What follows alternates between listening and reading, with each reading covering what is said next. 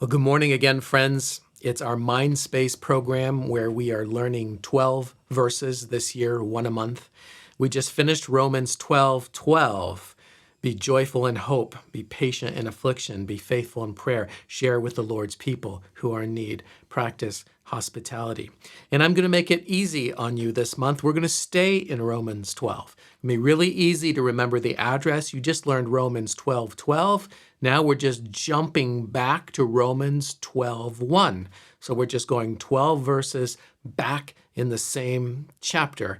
And we're going to learn a little bit more context from what the teaching was of this of last month's, and why we should be joyful, patient, faithful, and share. What is it that we are doing? And so here's our verse for today. Ready? It's Romans 12:1.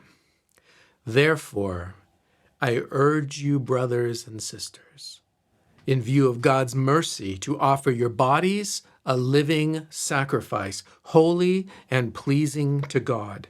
This is your true and proper worship. And by the way, I'm doing all of these out of the NIV, the New International Version, because I think that's probably what you may have at home.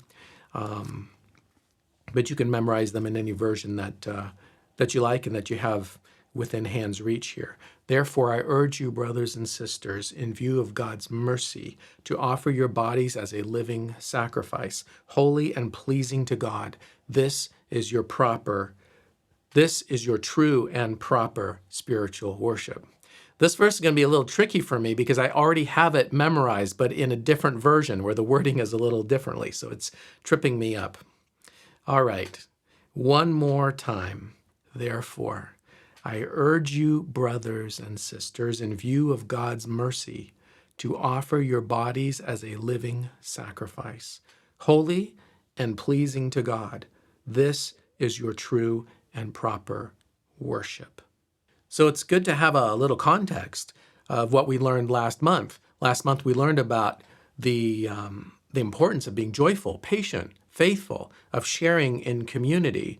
And now we're finding out that the context of what we learned last month is what God calls the results of putting our lives on his altar and surrendering ourselves. So there are very practical ways that we actually demonstrate the fact that we are living surrendered lives, and they come out in these practical things that we learned last month: joyfulness, patience, faithfulness, sharing.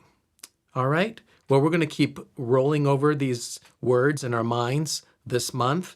Work on these. We'll continue to break them down. We're going to be doing this the next 2 weeks, and then at the end of the month, we will review all the verses we've learned so far. Thanks for tracking with us. I hope you're enjoying this process and that it's changing you bit by bit.